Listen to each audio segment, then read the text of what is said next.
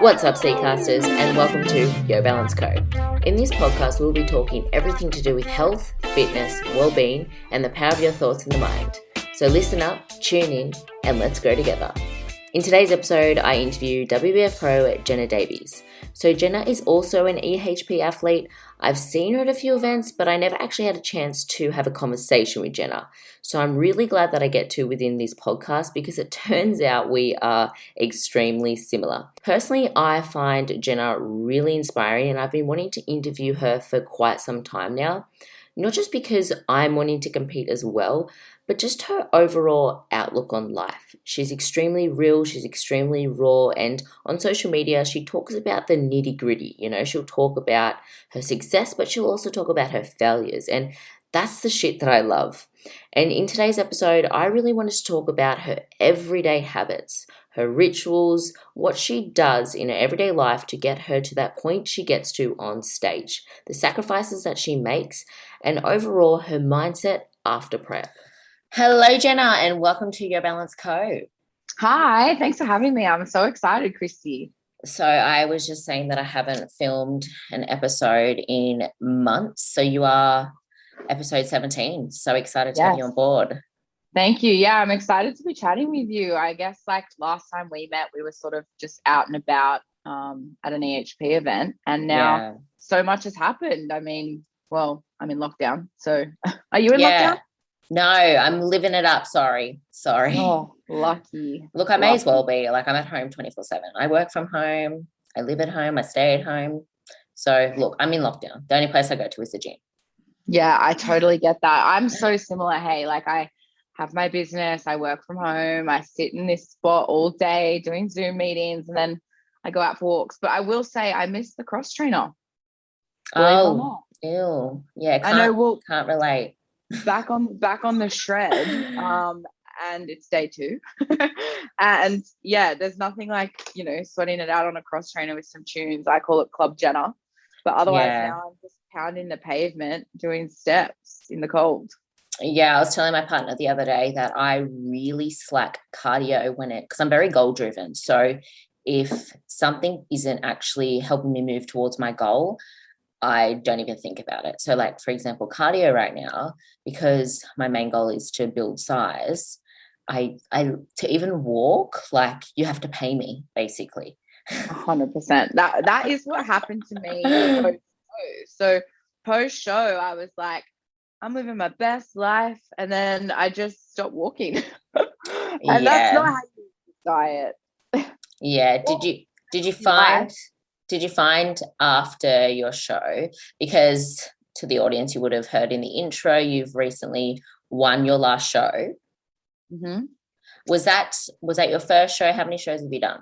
That was my 4th show with the WBFF, 4th show ever. I've only ever competed with WBFF. And I won that show and it was amazing. I felt over the moon. And then coming home, I guess, you have all the right intentions in terms of reverse dieting and backing out of the volume of competing, but you're also like, well, I'll just take a week and then I'll start. Then a week becomes 2 and then 2 becomes 4 and you're like, oh, well, that's all gone out the window now, hasn't it? Yeah, it can be extremely hard because you haven't actually been able to live your life for so long and then you finally start to get to live it and you're like, fuck it. Exactly. And that's the thing, like, coming back, I had like my birthday, I was eating like stored Easter eggs. And then, when you get so close to the stage, there's things that you do for life and health that become a chore because it's for the stage. For example, steps. Like you should, and I've been speaking about this as much as possible, like you should be going for a walk because the movement is life. Like you should go and appreciate the neighborhood you live in. You should go and clear your head. You should go move your body. Not because it's a chore. Yeah, it becomes about tracking steps and energy expenditure. And then it's like, well, I don't have to do that anymore because I'm not dieting. I'm like, yeah, okay, but what about like living, breathing? Yeah. Grateful, being connected, Yeah. And I guess it took me a little while, but we got there and I started going for walks and I didn't even care what my step target was for a while. Yeah, completely changing that mindset. I've just finished reading Mark Carroll, so he's your coach. Yeah. His reverse dieting ebook, and he was talking about the sense how it is so dangerous in comp world because they have this goal and they're so strict towards achieving this goal. And once they don't have that goal anymore, they see no purpose in this type of behavior that they're doing. And he was saying that the purpose is to just reverse diet. So that should be a completely other goal. But I completely understand how hard it would be after just not living a proper fulfillment life for so long. Like 100%. you're so restricted. And it becomes then about there's this sort of trade-off that and you have the opportunity to choose. Everything we do is a choice, right? And you can choose, am I going to just take a minute, rest and recoup, or am I going to flick the switch and now start this reverse diet? And it's so hard because to the normal population, aka friends and family, they're like, you deserve it, you've earned it, you're amazing. Yeah.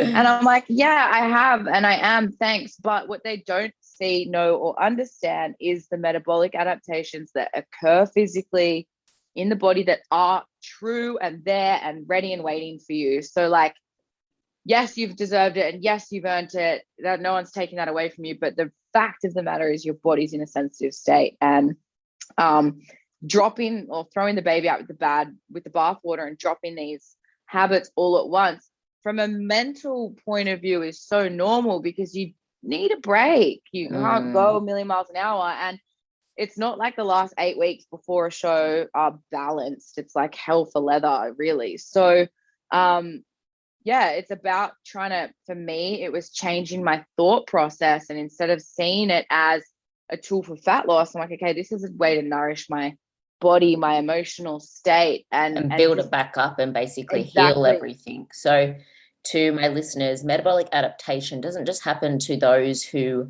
have post-comp prep. It actually happens to anyone who's done some form of dieting over a period of time. So I get a lot of people to this day, they're saying that their metabolism has been damaged because they've been under eating for so long.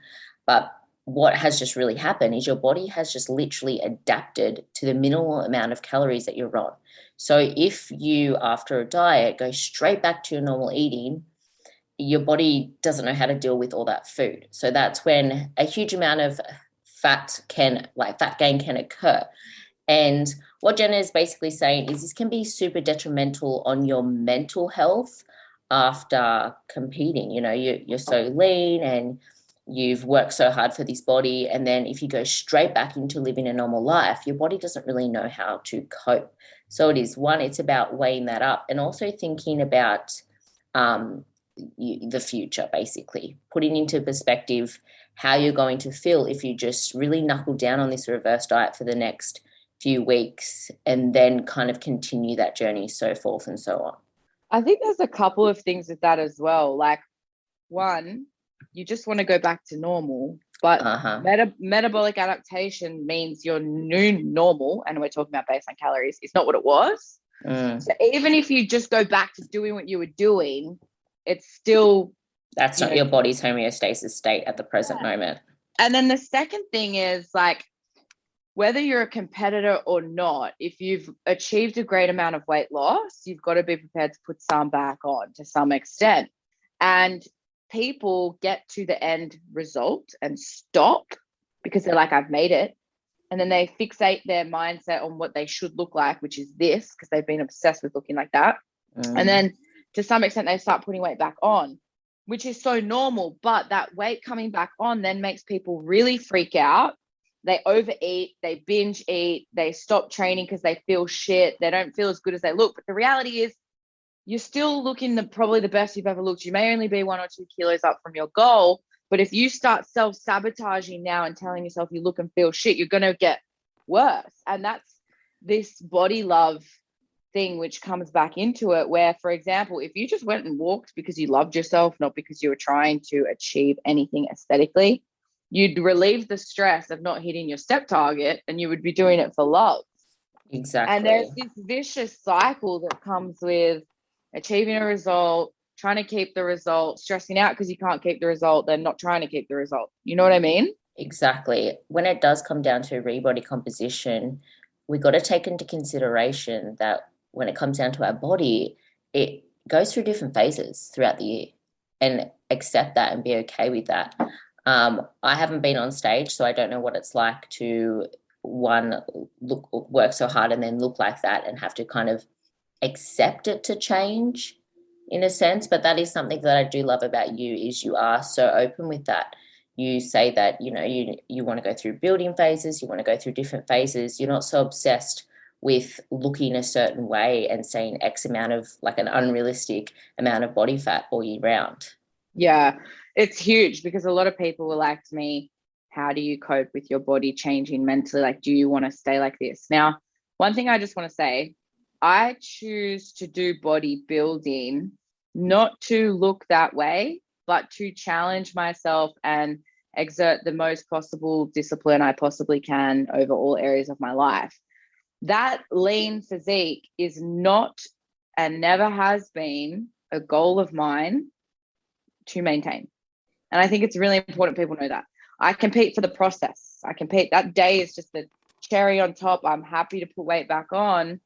And something I've observed, and like, I don't coach people, but I have got a great large community of women. And something that I have observed is there's this dissonance, this cognitive dissonance between what you want, what you say you want, and what you're willing to do for it. Now, most girls, I feel, say they want abs, they want to look like their favorite Fitspo girl, they still want to have a bottle of wine and a pizza on the weekend with their friends. Totally fine.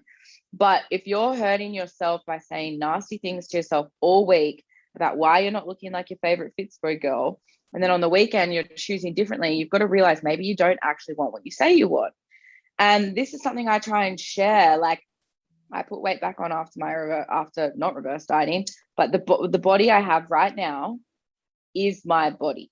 This is my favorite body, and I don't want to love my body conditionally or based on how it looks. I love it at all shapes and sizes. But what my point is, bodybuilding is like the furthest extent. Like, I don't walk around thinking I need to lose weight. I don't walk around thinking I'm fat. I have fat. I've got to lose 6-7 kilos for the show. That's because that's what I choose to do. But for everyone else, if you have a goal and you are so set on achieving it, maybe you also need to consider, do you actually really want that goal? Because there's a huge lifestyle trade-off that comes as you get leaner. You start compromising, like, you start paying for it more and more and more with time and effort and energy and all of this. And so I guess what I'm trying to say is finding balance in terms of how you really want to look.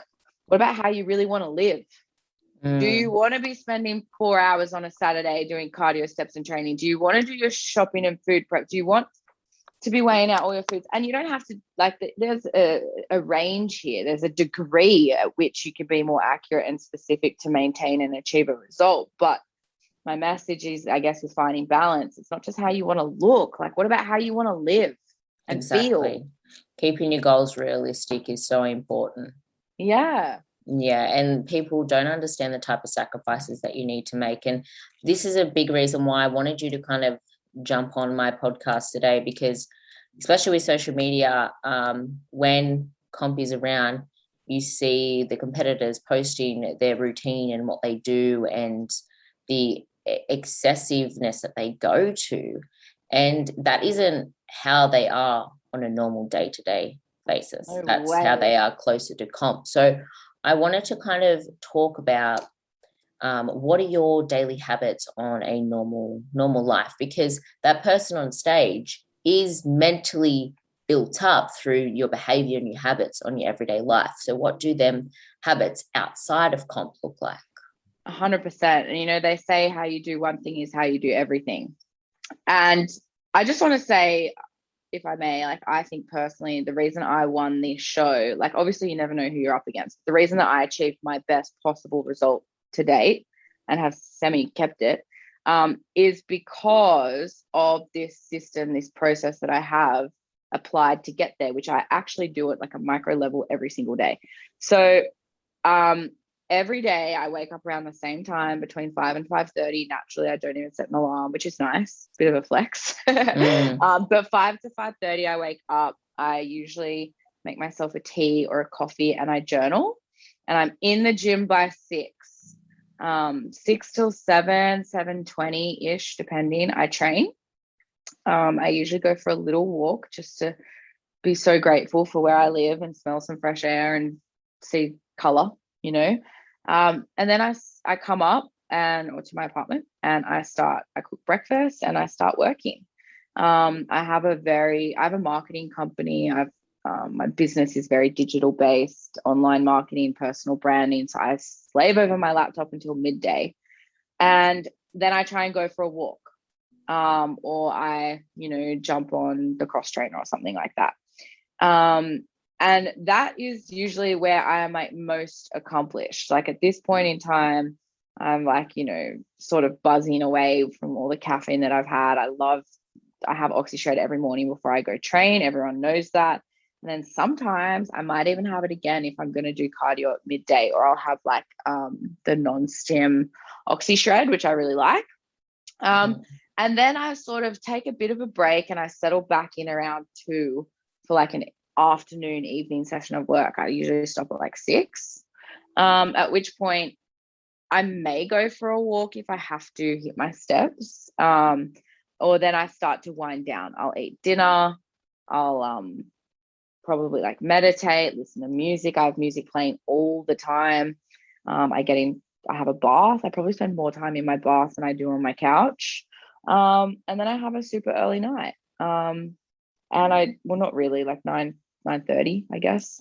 Yeah, we're grandmas. I'm the same. Yeah. The thought of having a night like that's later than that, stressful to me. Stressful. During the week for sure. Weekends. Yeah. No, but I definitely find that routine doesn't change. We're like all year round, it's the same. Okay, to some extent. So more recently, since my show, I've been sleeping till 6, sometimes 6:30. We're in lockdown. What am I going to do? I train a bit later. It triggers all my anxiety systems because I've got like OCD with time. But then I don't go. Wow, same. Like if I'm in the gym at 7:30, I'm like, you're late. Yeah, that's something that I've recently acknowledged, having a bit of OCD with time, and it's something that I've actually put into practice to challenge, because I realized it was actually not serving me in a positive way. It was causing me more stress. It's stress. Exactly. And I've created my own business to live with time freedom. So why the hell am I giving myself stress? Oh my God. Like, I feel you there. Like, my partner will be like, why? It doesn't matter if you're late. Like, you are the boss. Like, you can change your time. You can change your meetings. You can change your gym time. And it's funny. Like, I definitely personally, I actually spoke about this on my YouTube channel not long ago. Mine definitely stemmed from my past with an eating disorder. And it was my food revolved a lot around time. And now recovered, it's kind of like I still have that sense of control and habitual state of mind when it comes down to time. So I've learned to really challenge that. Well, you know what? I have this part of me, and I call her Drill Sergeant Jenna. And I think she was heavily influenced by my dad. And my dad was like ex-South African Army. My stepdad's German. Like they're just, if you're not early, you're late. And everything was based around time. So if I say I'm like, one of the reasons that I do so well for myself is because I'm able to get so much done with my day. So I calendarize everything and I feel better knowing that I've planned out my time. But then if something pushes that back, it causes me stress. And this is something that I, like you, challenge myself on. And since my show, I'm like, what if I didn't go to the gym at 5:30? What if I wasn't the first one there? Who cares, And nothing changes. One benefit? Exactly. I eat less because I'm not awake for so long. Yeah. And it's good to know that you are efficient with your time. But a quote that I read from Tony Robbins is, true joy is created through the moment of spontaneousness. So when you allow yourself to be a little bit more spontaneous, and this can come with time, good things can come from that. So I really love your routine in the sense of you've created a lot of self-discipline and structure. And that is my audience know that I am so persistent when it comes down to self-discipline, when it comes down to a good routine, because that is the fundamental of good habits and creating a healthy and active and successful lifestyle, but also allowing things to change and making the best out of it. And this is something that I've only recently started to implement because I suck at it. because I'm very OCD with time. I'm very OCD with my routine. But some days I'll be like, you know what? I'll just really fuck myself over and I'll go to the gym in the afternoon. Boom, Yeah. challenge accepted. Yeah, exactly. Well, you know what? You never know who you might meet there. You never know who you might see there. Like, I have enjoyed since my show just being a little bit more flexible with myself and trying to do what feels good. Like, literally, what feels good. So, moving because it feels good, going for a walk because it feels good, like Yeah. there was probably a month post show or a couple of weeks where I was just training, doing what I like to do. And I think that's something I'm also working on, this element of, but what if it wasn't that way? What if it didn't have to be that way? Like, just go with it, And it's been nice. That's crazy, because I'm actually really relating to that mindset at this moment, because I'm in a current building phase.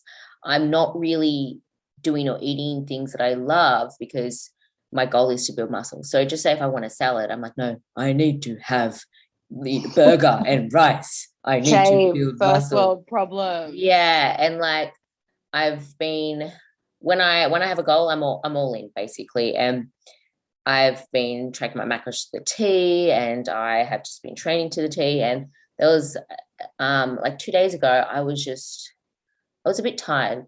I wasn't hungry. I just kind of wanted to chill. I just wanted to chill. I didn't want to stress about macros. I was busy. I didn't want to stress about hitting my protein, hitting my carbs. And it wasn't until that I acknowledged that sense of stress around me trying to fight that wanting to have a break that I was like, wow, this unconscious stress that I'm putting on myself every single day for a certain goal, it's taken a toll. It really is. And I am very goal driven, so I do love to have goals. I would be lost without them. But I did notice on this specific day that I'm not allowing myself to be spontaneous. I have to eat this, have to do this kind of thing. So I can completely relate with that, especially when you do have a specific goal that you're wanting to achieve. I think as well, life happens sometimes outside of what you've scheduled in. You know what I mean? Like, if you have, like, my week, if you saw my calendar, I am back to back. Like, I even plan the times I get to go for a walk. Otherwise, I don't go. Yeah. And, pre or what am I trying to say? Lockdown doesn't really change the fact that I sit here like Rapunzel in my tower, aka Sydney 1-bedroom apartment, and work. Like, I can't go and experience things that don't already have a place in my life spontaneously, because there's no room for that. And it's like, but is that living? And to what extent do your goals cost you that just freedom, like on a whim sort of experience? And I mean, obviously there's a trade-off. Like, successful people have structure, which can be quite like a masculine sort of approach to things as well. But something I'm also enjoying is having really free evenings. Like 6 p.m. I stop working. What am I going to do with my time? I could play PlayStation. I could have a bath. I could do anything. I mean, obviously not a lot and still alone. But my point is, it's allowing you to just go, what do I feel like doing? But like you said, when you're building and building muscle, I guess, is people think, well, I always tease or make light of people who ask me questions about building, because they're usually like, how do you eat all your calories? I can't eat all my calories. And I'm like, oh, please. Like, but not hard. Really hard for people. Look, it definitely is, because you have your on and off days, I think. Yeah, and I think you get uncomfortable, you get bloated, you look puffy, I say that with quotation marks. And also it's hard work to push yourself in the gym to that extent.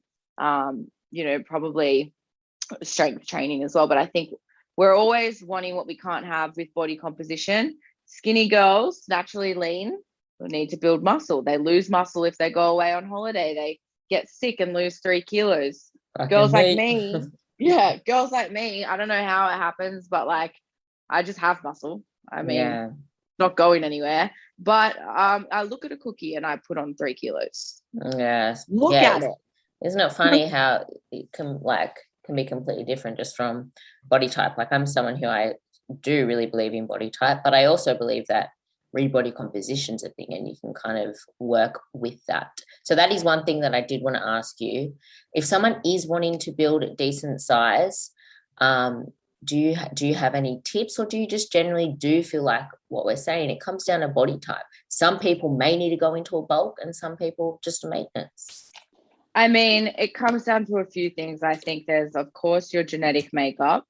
Or body type. There's also, what have you been doing? Like, what is your training history? Did you grow up doing athletics? Did you grow up doing track and field? Are you a horse rider? Like, there's all these things that work into your favor by the time you go, I think I need to build some muscle, or potentially work against you. So I think if someone wanted to build some serious or decent muscle mass, and ladies, that just means create shape, curves. You want a smaller waist? Build bigger curves. So it's but true.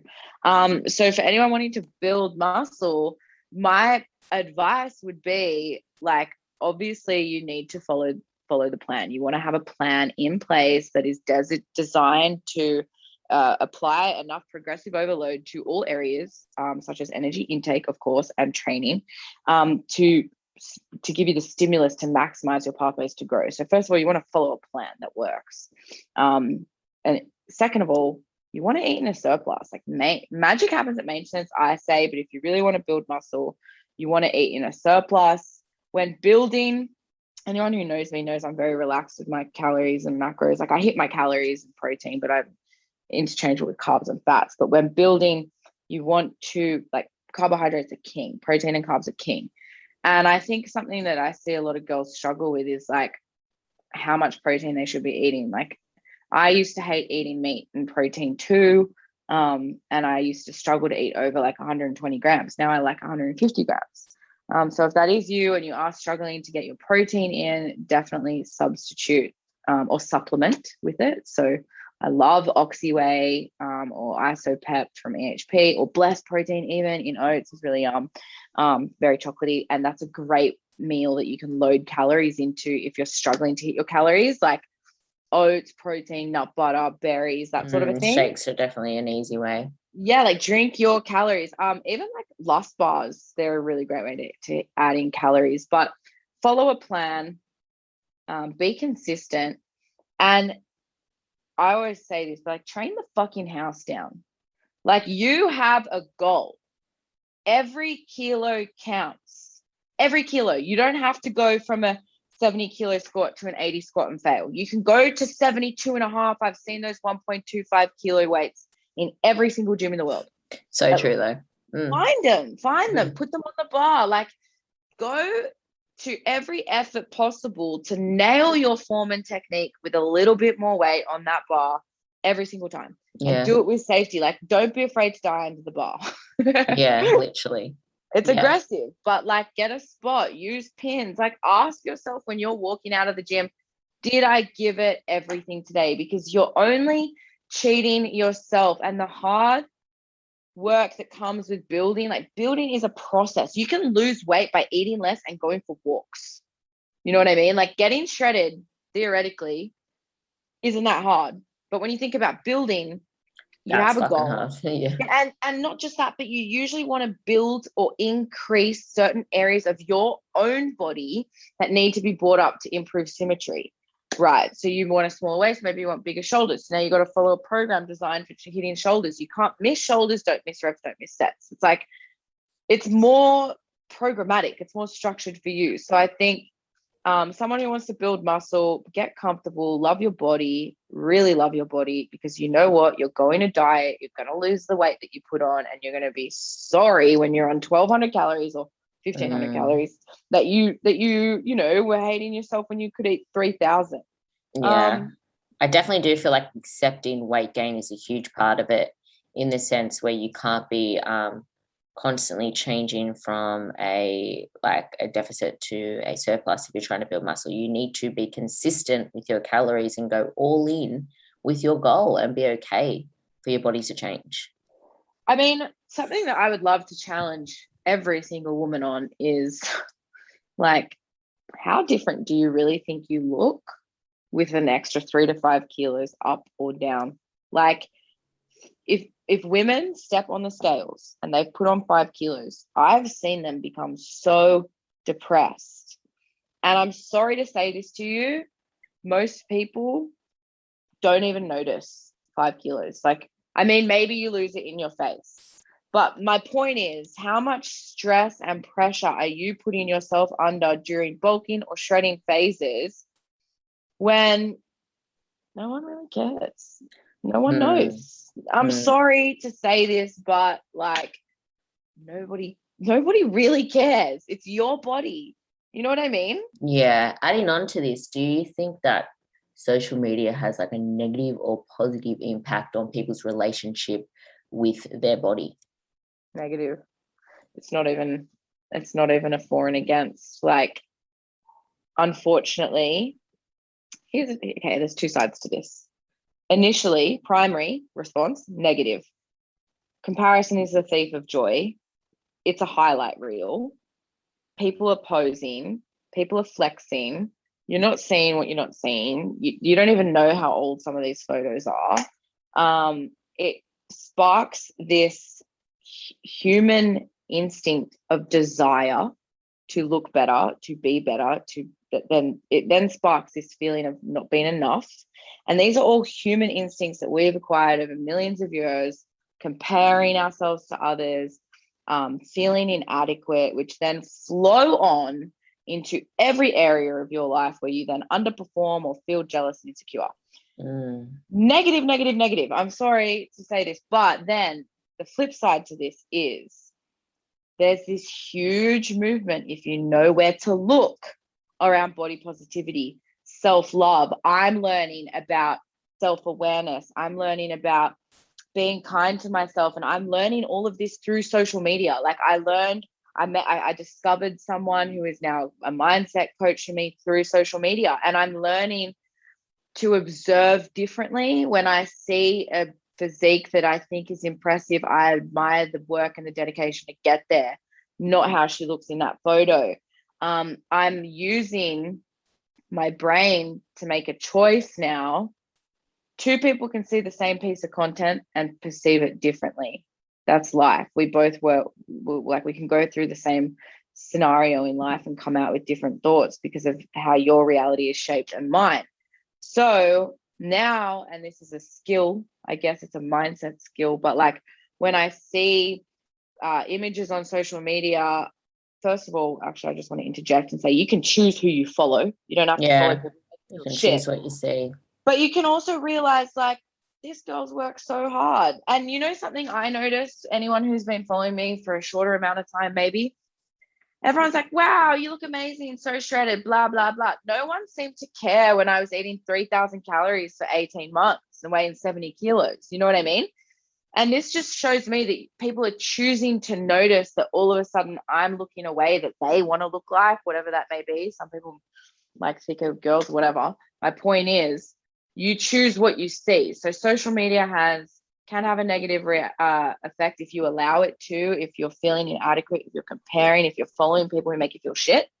There are girls who post really great body shots, if you want inspo, that talk about the hard work to get there. They talk about the mentality, and it's about being smart with who you follow and opening your eyes to the lessons available to you from people who have done the work before you. Yeah, using this resource as a tool to learn. And look, we're human. We get fucking jealous. And to say to someone, oh, don't get jealous, just see it as motivation, that can be hard. You know, just accept that jealousy is occurring, that you're feeling that, but start to actually switch your focus towards learning from these things. And like you said, you have complete control over the accounts that you follow and what you see. Like, the algorithm literally works with you without you knowing. Like, the more photos that you click on and that you like, that's what is going to pop up on your feed, on the reels, on all these, on these new little things that have popped up. But you have complete control. So start to acknowledge what is serving you and what isn't, what is making you feel good and what isn't, because it can be really hard to just sit here and say, oh, don't get jealous, get motivated. You know, acknowledge that jealousy can occur. Well, also, I think the thing is, don't get jealous, get motivated, but be careful where your motivation's coming from. Is it coming from self-love or hate? Like, are you like, I'm motivated because I hate my body and I want to look like her? That's not nice either. Like, the biggest thing that I have learned in this competing process is, like, my body is my body. It's just this vessel that carries me through life. I'm very blessed that it carries me through life. I've got legs and arms and I can do whatever I want with them. Some people don't, But my point is, I am me regardless of how I look. And me personally, I built a social media account. There's people, I guess, who expect me to look a certain way. So I think I have to look a certain way. But the reality is I'm the same person, same friend, same business owner, same everything. I'm the same person, this size, that size, or whatever. So don't put so much pressure on yourself. Like, your goals should be health focused first. Like, and if you have a body goal of someone else, which is so, I understand why girls do this. I do. Just as long as you know that you'll never look like that. Like, you'll look like your version of that.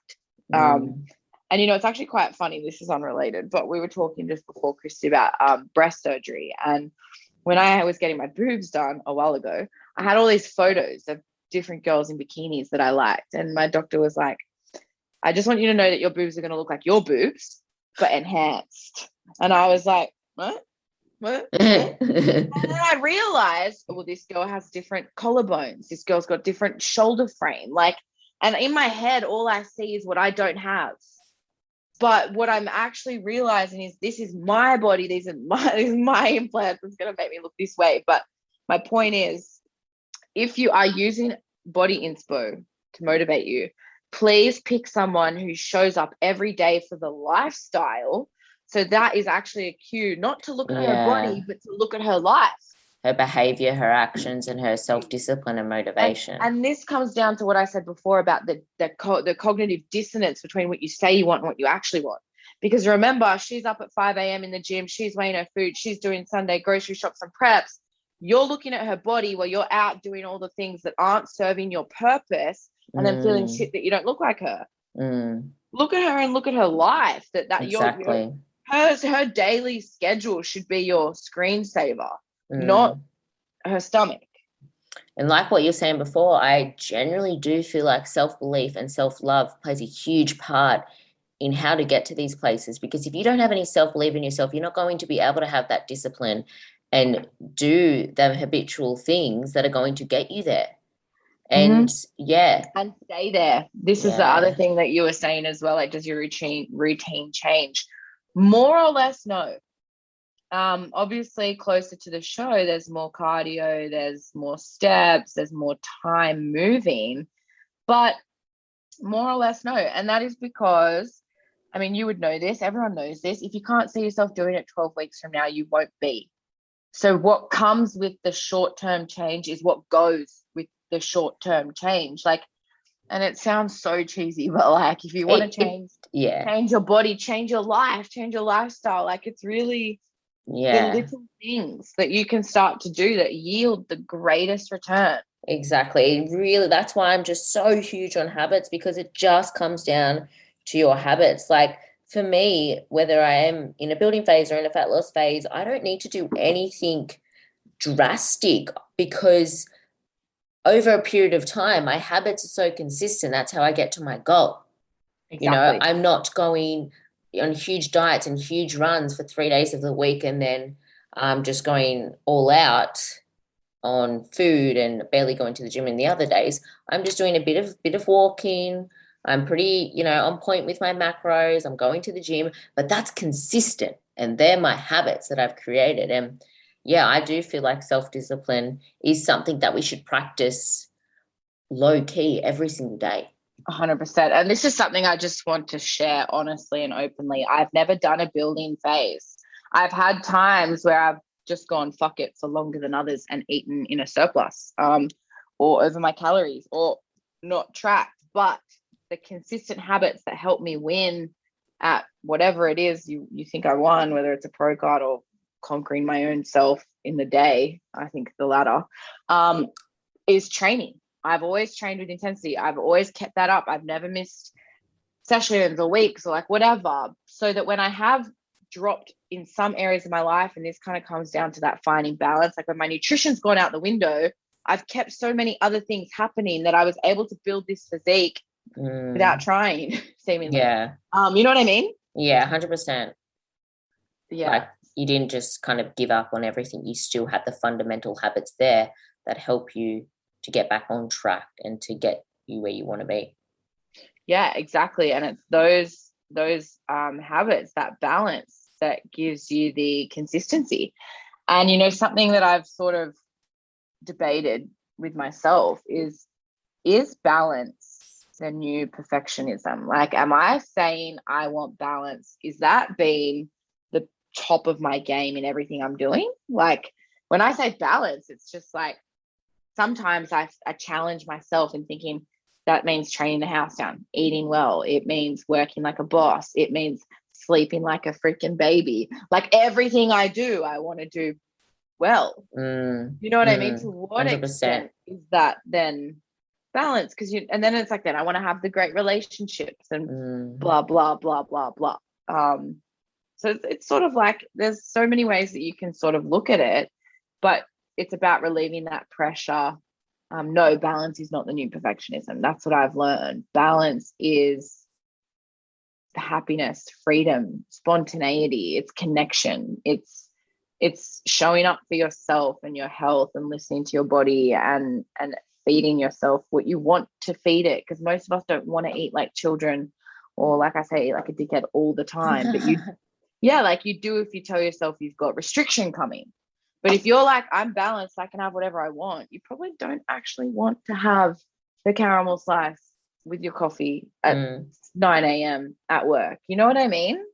Because you're not really restricted in the near future. Exactly. You basically did answer my last question. So it's, what does finding your balance look like to you? And it's good because it seems like quite a few things that you're wanting to put into play that make you feel that sense of balance. I think the journey that I've been on post-show as well, balance to me is peace. 100%. It's peace. Yeah. It's not stressing that I'm not doing enough. It's knowing that I've done my work. It's believing in my own value that my work is enough. I've done what I have to do. I'm showing up in the gym as hard as I can. It's balance to me is this peace of mind where you're not asking yourself, could I be doing more? Have I got more to give? Do I have more on the table? Have I taken enough rest? Like, I feel like you're literally like, I am you right now. Like, that is my complete mindset. Like, it's honestly crazy, but I so agree. Like, if you achieve something, sit back and fucking acknowledge that. Acknowledge. And, you know, congratulations. Don't think to yourself, I could have done better. I could have done that quicker. Could have done that more efficient. You know, like, actually just acknowledge that you've achieved that and fucking let yourself have that. Stop and smell the roses. Like, it was like 6 weeks after my show, someone said, "You're a pro. How does it feel?" And I was like, I don't even fucking know. Hey, like the exact same. I never stopped to go, oh, I did that, you know? And this comes down as one thing I will say, something I do daily with my journaling. I look at where I stood in my own way and I look at what opportunities I have for growth that day. And this isn't to be hard on myself. It's to genuinely improve. Like, if you are going to compare, whether it's to yourself or to others, do it constructively.